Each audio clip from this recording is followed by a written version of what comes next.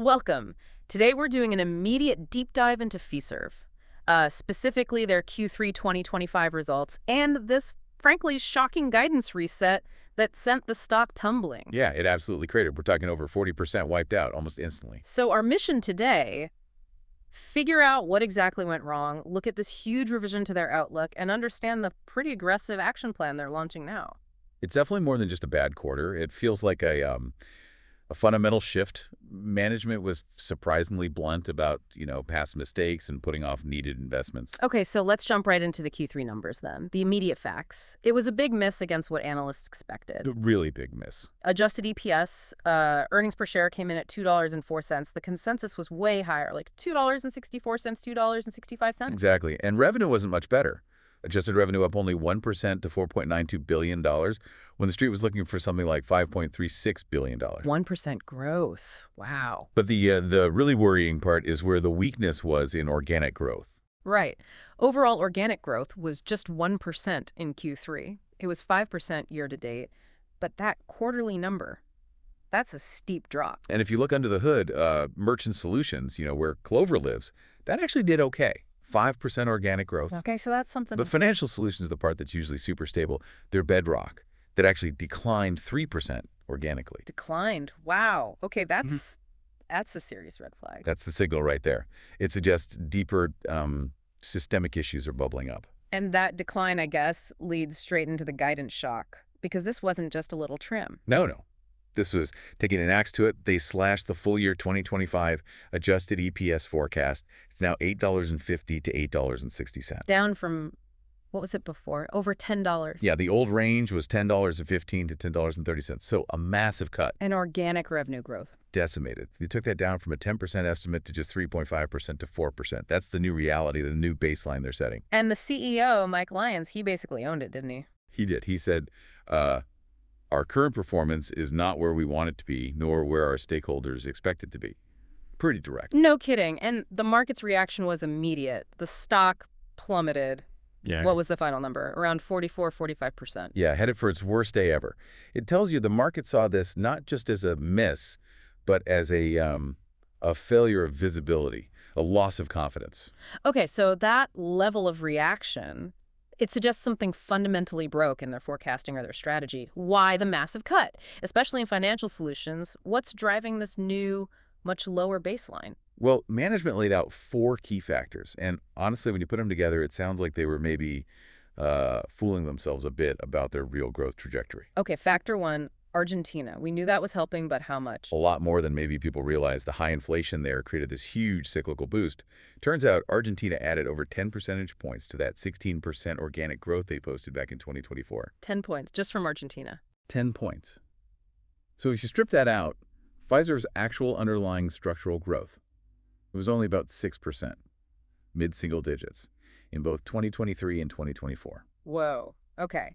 So the core business was growing at basically half the speed the headlines suggested. Pretty much. They were running on hyperinflation fumes, in a way. So if the real growth was only 6%, why did the original 2025 plan assume everything else would suddenly accelerate so much? That's factor B, right? The recalibrated assumptions. That's the crux of the management failure, really. The old guidance assumed the non-Argentina parts of the business would suddenly speed up way beyond that historical 6%.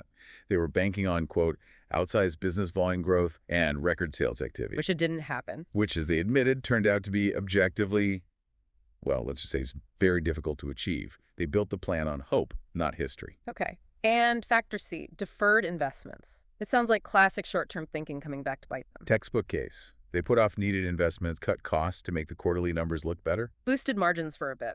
Exactly. But now it's, quote, limiting our ability to serve clients in a world-class way.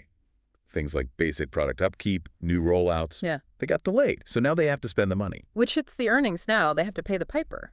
Precisely. And that leads to factor D, which is basically admitting that short-term focus was wrong. They're pivoting away from chasing those in-quarter wins. Yes. Focusing now, they say, on long-term, high-quality, recurring revenue, even if it means sacrificing some growth in the near term to build a healthier foundation. It's an intentional slowdown, in a sense. Okay, so huge admission of failure, a drastically lower baseline, market confidence shattered. They needed a big response. Enter the One Fiserv action plan. What's in it? It's their attempt to kind of reboot and leverage their scale properly. 5 main pillars. Lay them out for us. Okay. 1, client-first mindset. Goal is to grow average revenue per client, ARPC. 2, build out Clover as the, quote, preeminent small business operating platform. Really double down there. Makes sense. 3, Create differentiated platforms. They specifically mentioned embedded finance and stablecoins. And that ties into the pending acquisition of Stone Castle Cash Management. okay, interesting. Pillar 4 sounds ambitious. AI. Very ambitious. Yeah. Delivering operational excellence, enabled by AI. They've got a specific initiative called Project Elevate. It's a multi-year thing. Multi-year AI transformation on top of fixing the core business? Sounds like a lot. It is. And the 5th pillar is just disciplined capital allocation, but Right. focused on the long term now, not short-term fixes. All right, so given the mess they just admitted to, how do they expect to pull off a complex AI project and fix the basics? That's the key question. And maybe the answer, or their intended answer, lies in the leadership shakeup. It's pretty significant. Yeah, tell us about that. New people coming in. Big names. Effective December 1st, you get 2 co-presidents. Takis Georgakopoulos handling technology and merchant solutions. And, crucially, Divya Suryadevara takes over financial solutions, sales, and operations. Divya Suryadevara, former CFO of Stripe, former CFO of GM. That's a huge get. Seems aimed squarely at fixing that financial solutions segment.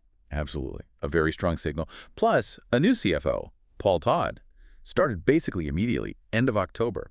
He was CFO at Global Payments. Okay. And they're shaking up the board, too. New independent directors coming in January 2026, including a new independent chairman, Gordon Nixon. It suggests they know accountability needed fixing from the top down. And you mentioned acquisitions earlier, Stone Castle.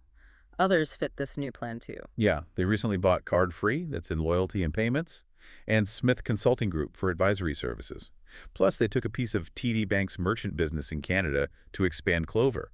It all seems to line up with those first few pillars, focusing on Clover and client solutions. It looks consistent, at least on paper. Okay, so there's a plan, new leadership, but what's the timeline for recovery? 2025 is pretty much shot. What about 2026? So being very clear, 2026 is a critical investment and transition year. Don't expect miracles. Meaning the numbers won't look great. Exactly. Because they're prioritizing fixing things and investing, the preliminary outlook for 2026 is pretty muted. Organic revenue growth in the low single digits. Low single digits. Okay. And adjusted EPS expected to be down modestly compared to even the lowered 2025 number. Wow. So we're looking at potentially 2 straight years of low or even negative earnings growth while they clean house and make those big investments. You mentioned $1.8 billion in CapEx for 2025. That's the picture. Free cash flow for 2025 is guided of $4.25 billion. But yeah, a lot of that is going right back into the business to catch up on those deferred projects. It's necessary spending now. So what's the light at the end of this tunnel? What's the payoff for all this pain? The payoff is supposed to be 2027. That's the target year. And the goal then? The goal is to get back to consistent mid-single-digit revenue growth first. But the big prize, the one investors will be watching for, is delivering double-digit adjusted EPS growth starting in 2027. That's the finish line they've set. That requires a lot to go right, including big structural projects, right? Like consolidating their banking platforms. Yeah, they mentioned streamlining their core banking systems from like 16 different ones down to just 5. That's a massive undertaking in just 2 years. Huge integration risk. But some parts are still working. Oh yeah, it's not all bad news. Clover's annualized payment volume is still growing nicely, up 11% if you adjust for a gateway thing. Zelle transactions through Fiserv are up 19%, so the core assets are there. And maybe symbolically, they're moving their stock listing from the NYSE to NASDAQ in November. New ticker, fresh start maybe. Okay, so let's circle back. The big picture is Fiserv is ripping off the Band-Aid, admitting past mistakes, resetting expectations way down, ditching the short-term focus, Even if it hurts for the next year or two. to hopefully build a more sustainable, higher quality growth engine for the long run. Right. Which leaves us with, I think, a really important question for you, the listener, watching this unfold.